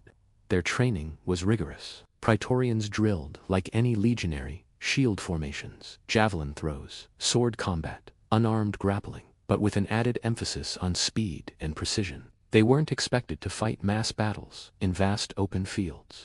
They were trained for urban combat, palace defense, escort formations, and high-risk close-quarters engagements. A legionary fought nations. A Praetorian fought assassins. In return for this service, their rewards were lavish. They earned triple the salary of a normal soldier. They served shorter terms. They enjoyed Roman citizenship benefits, legal privileges, and special exemptions. And most importantly, they lived close to power. While ordinary legions patrolled distant frontiers, freezing along the Rhine or sweating in Syria, the Taurians stayed near Rome, enjoying better housing, better food, and better influence. This closeness mattered. A legionary might dream of seeing the emperor once in his life. A Taurian guarded his door, stood beside his throne, and overheard conversations that could topple governments. They saw the emperor at his strongest, at his weakest, and at his most vulnerable. They saw the machinery of the empire from the inside, and they never forgot it. With privilege came arrogance. Praetorians began to see themselves not merely as protectors, but as a brotherhood with a role greater than the legions. They were the emperor's shield, but also his shadow, a shadow that watched, judged, and learned. Over time, they became more than soldiers. They became kingmakers in training. For now, though, under Augustus, they were still disciplined, still focused, still held firmly in check. But the seeds of danger were there, hidden beneath polished armor and perfect formation drills. Because when soldiers stand this close to power, eventually they start to wonder why they don't hold it themselves. For the first few decades of their existence, the Taurian Guard lived quietly on the outskirts of Rome, scattered across nearby towns, so the Senate wouldn't panic at the sight of elite troops lingering too close to political power. Augustus understood appearances. He understood that nothing frightened senators more than armed men with opinions, so he hid the Taurians in plain sight, nearby, but never too visible. That delicate balance shattered under his successor, Tiberius. Tiberius was a capable general, but a reluctant emperor, uneasy in crowds and uninterested in the political theater Rome demanded. Into this vacuum stepped one man, Lucius, alias Scaenus, commander of the Taurian Guard, ambitious, calculating, patient. Scaenus saw what no one before him had dared imagine. The Taurian Guard could be more than an imperial shield. It could be an imperial lever. Sejanus persuaded Tiberius to do something no emperor had done before. Move all 9 Taurian cohorts into a single fortified camp inside Rome, the Castra Praetoria, a fortress within the capital, a permanent reminder of who held the real muscle in the empire. From that moment, everything changed. The Taurians were no longer distant protectors. They were everywhere, guarding temples, patrolling the streets, attending Senate meetings, shadowing officials. Rome woke up each morning under the gaze of thousands of elite soldiers who answered to one man, and that man wasn't the emperor.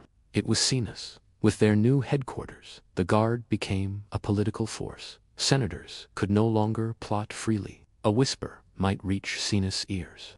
Rivals could no longer rely on distance. Taurians could march across the city in minutes. Even Tiberius, the emperor himself, began to feel trapped by the very soldiers sworn to protect him.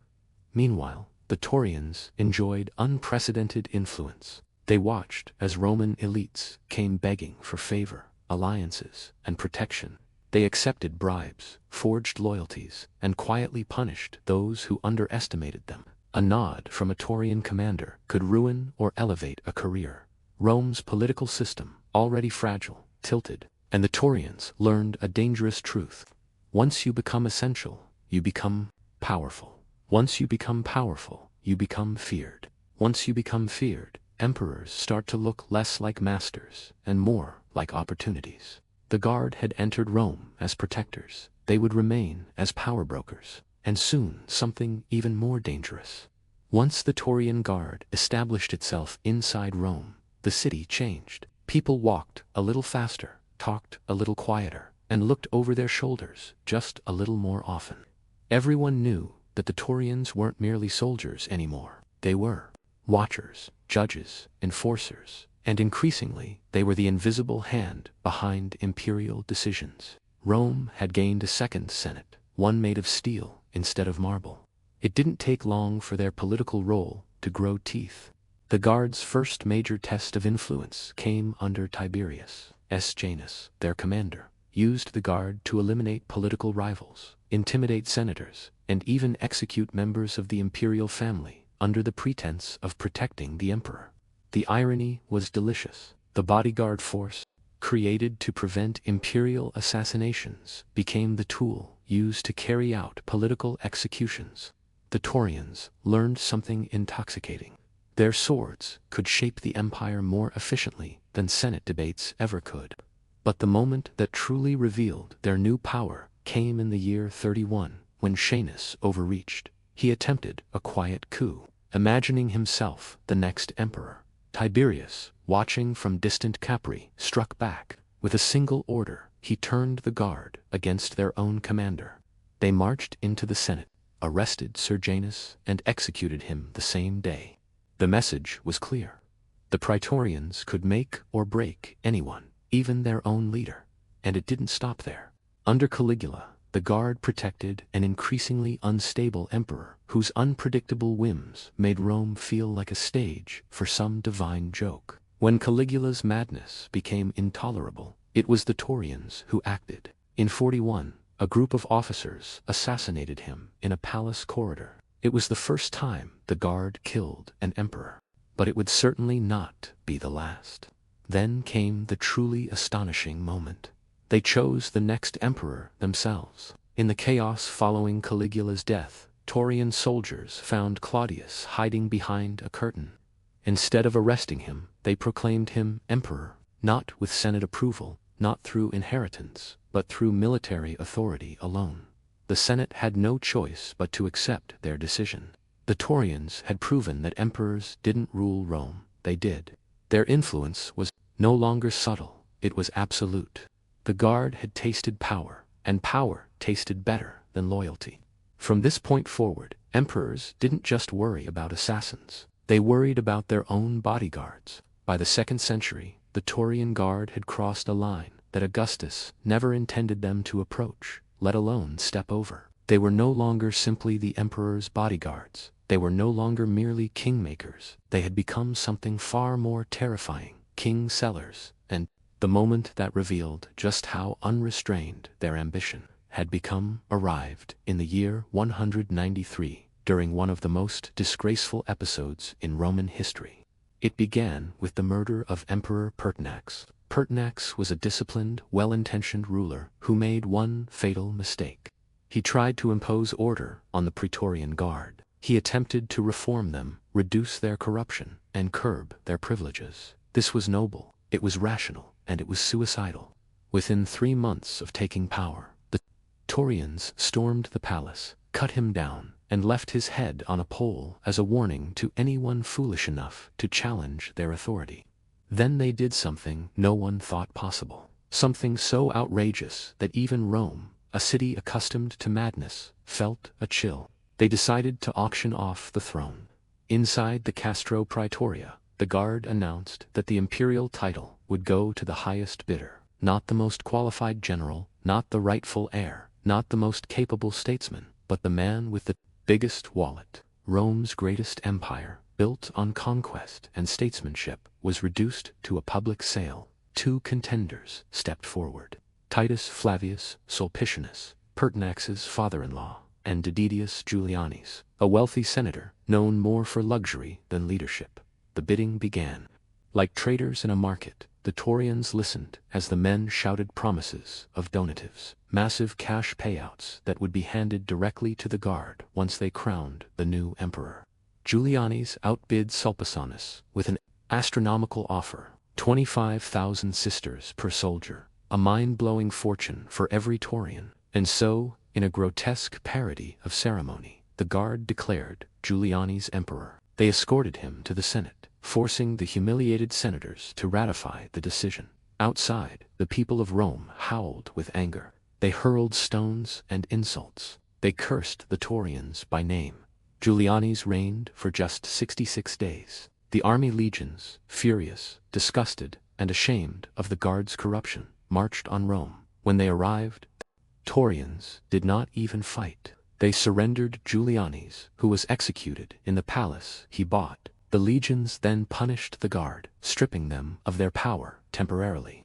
The message was clear. The Taurian Guard had crossed every line. They had sold the empire, and Rome would never forget it.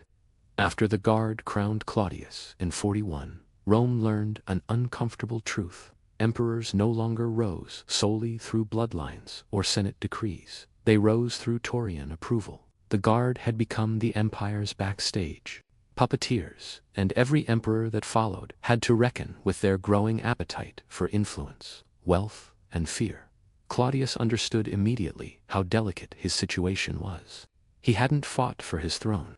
He hadn't inherited it, and he certainly hadn't earned it by popular acclaim. The Taurians found him cowering behind a curtain and dragged him into power. That meant his first priority wasn't governing Rome, it was paying the bill. Claudius showered the Taurians with gifts, bonuses, and privileges, ensuring their loyalty the way one might tame a group of lions, by feeding them constantly and never turning your back. The guard, satisfied for the moment, protected Claudius from conspirators, senators, and his own chaotic household. But they also learned an important lesson. If they could make an emperor, they could unmake one. Then came Nero. Nero's rise to power relied heavily on Taurian cooperation. His mother, Agrena the Younger, understood the guard's influence far better than most. She bribed them, charmed their commanders, and ensured they were firmly on her son's side. Nero entered the purple with Taurian cheers echoing through the palace halls, but the relationship soon soured. Nero Unc's paranoia grew as his rule spiraled into excess. Senators plotted, generals whispered, even his own mother turned into a threat. To solve these problems, Nero relied again on the Praetorians, specifically their prefect, Sextus Afranius Burrus, a man who held Nero's fate in the palm of his armored hand. Burrus, an experienced and steady commander, restrained the young emperor's worst impulses. As long as Burrus lived, Nero Unc's madness had limits. But once Burrus died, those limits vanished. Suddenly, the guards splintered. Some supported Nero, others quietly shifted allegiance to Galba, a general in Spain who smelled opportunity.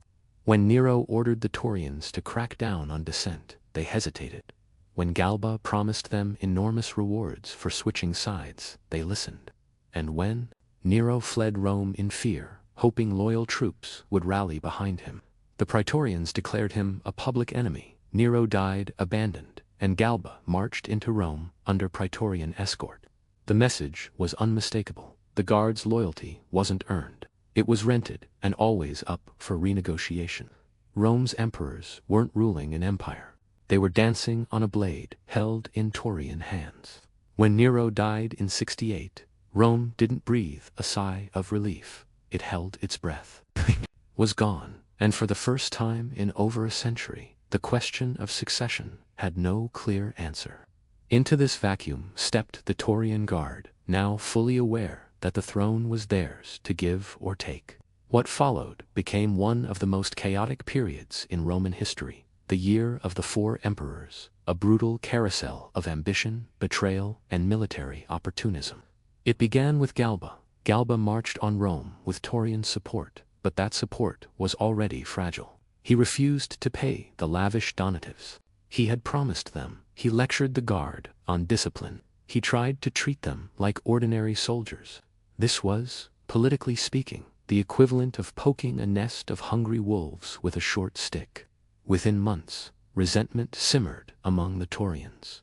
Enter charming, wealthy, and far more pragmatic. He bribed the guard directly, promising the fortune. Galba denied them. The Taurians didn't hesitate. In a coordinated strike, they surrounded Galba in the Forum, cut him down, murdered his supporters, and carried through the streets as their newly chosen emperor. The Senate, terrified and exhausted, accepted the fate of comply. But U's reign was doomed before it began. Far away in the German legions, another contender rose. Vitellius, a general proclaimed emperor by soldiers who despised the Taurians. To them, the Guard was a corrupt, overfed city force with too much influence. And so, 2 armies marched toward Rome, one defending U's Taurian-backed claim, the other determined to destroy the Guards. Stranglehold. The battles were devastating. O lost. He took his own life to spare Rome further bloodshed, leaving Vitellius to enter the city triumphantly. For a moment, it seemed the Taurians had met their match. Vitellius disbanded them, executed many officers, and attempted to erase their power. But power that deep doesn't disappear. It waits. In the east, yet another challenger rose. Vespasian, commander of the legions in Judea. His troops marched on Rome. Vitellius's forces collapsed as chaos engulfed the capital. Surviving Taurians switched sides once again, throwing their support behind Vespasian, not out of loyalty, but because Vespasian's victory was inevitable. When the fighting ended, Rome had lost thousands of lives. Entire districts burned. 3 emperors died in a single year. And the Taurian Guard, though battered, had proven one thing unmistakably. They were no longer guardians. They were political predators, and the empire itself had become their hunting ground. After the chaos of the year of the 4 emperors, the Taurian Guard learned an important lesson. Survival meant adaptation, and adapt they did. Under the Flavian emperors, Vespasian, Titus, and Domitian, the Guard regained its strength, rebuilt its prestige, and perfected the art of influencing politics from the shadows rather than the streets. For a few decades, the empire enjoyed stability. But stability in Rome always contained a crack, and the praetorians learned to pry those cracks wider. Under Domitian, the guard became the emperor's personal weapon. Loyalty was rewarded lavishly. Disobedience was crushed instantly. Domitian trusted the Taurians more than the Senate, more than the generals, more than anyone except himself. This blind trust proved catastrophic. When conspirators plotted his assassination in 96, the guard's prefect, Titus Flavius Norbanus, conveniently disappeared from the scene. Whether he looked away or subtly assisted is still debated, but the silence of the guard spoke volumes. Then came the Nervatron transition, a turning point in Taurian brutality. When Nerva became emperor after Domitian's death, the Taurians were furious. They liked. He had paid them well. He had trusted them. Nerva, an elderly statesman, had not earned their loyalty. In a stunning act of intimidation, the Taurians stormed the palace, seized conspirators Nerva had promised to spare, and executed them publicly. They forced the trembling emperor to watch, making it clear the guard's loyalty could not be assumed. It had to be purchased. The guard reached new heights under Hadrian and Antoninus PA, emperors, who understood the value of keeping them content. They built them new barracks, increased their privileges, and ensured they were always well fed and well paid. In exchange, the Taurians maintained an outward image of discipline. Rome prospered. But beneath the marble facade, corruption fermented, and then Camillus, the gladiator emperor, whose self-indulgence pushed the guard's power to absurd levels. His Taurian prefects, first Pinus, then the notorious Clender, essentially ran the empire. Clender even sold government offices to the highest bidder, turning Roman politics into a marketplace. The more corrupt Rome became, the richer the Taurians grew. They stood at the center of every transaction, every bribe, every whispered scheme. But Commodus madness eventually threatened their profits. When he began eliminating senators, nobles, and even members of the guard, they acted. In one of Rome's most infamous nights, a Taurian conspirator delivered the emperor's final blow in his bath. Commodus died without ceremony, choked by his own protectors. The message was unmistakable. The Taurians weren't just powerful, they had become the empire's invisible rulers, and soon their downfall would be as spectacular as their rise. For almost 3 centuries, the Taurian Guard shaped the fate of the Roman Empire. They had made emperors, murdered emperors, extorted emperors, and, at their worst, auctioned off the imperial throne itself. They were the iron shadow behind Roman politics, feared by senators, adored by opportunists, and courted by kings. But no force that powerful survives forever. By the early 4th century, the Taurians had pushed their influence too far, accumulating enemies who understood that Rome could never be stable as long as the guard held a dagger to the emperor's throat. Their downfall began during the rule of Diocletian, a master reformer. Diocletian reorganized the empire into the tetrarchy, 4 emperors ruling together. This system was designed not only to stabilize Rome's borders, but also to weaken the Taurians' monopoly on power. By dividing authority between multiple rulers and relocating imperial courts away from Rome, he reduced the guard's access to the throne. They still existed, but their glory days were fading.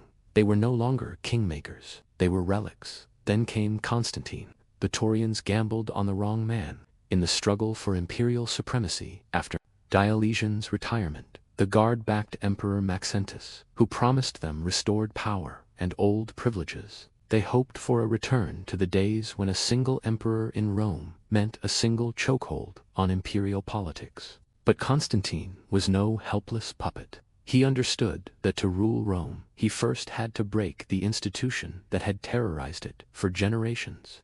The decisive moment arrived at the Battle of the Milvian Bridge in 312. Constantine's forces clashed with Maxentius's army, which was heavily supported by Taurian troops. When Maxentius drowned in the Tiber, the Taurians lost not just a battle, but their political identity. Their chosen emperor was dead. Their future evaporated. Constantine entered Rome as a conqueror and a reformer with unfinished business. He marched straight to the Castro Praetoria, the colossal fortress the Guard had built as a symbol of dominance. And in an act as symbolic as it was practical, he demolished it. Stone by stone, tower by tower, the very heart of Taurian power was reduced to rubble. The Guard was formally disbanded, their units dissolved, their privileges revoked, their name erased from the imperial structure. Survivors were reassigned to frontier legions, an ironic punishment for soldiers who once refused to serve anywhere outside Rome. The message was brutal and final. The era of the Taurian Guard was over. Their rise had redefined Roman politics. Their corruption had destabilized the empire. And their fall marked the end of an institution too dangerous to outlive its creators. In the end, the Taurian Guard protected emperors for centuries.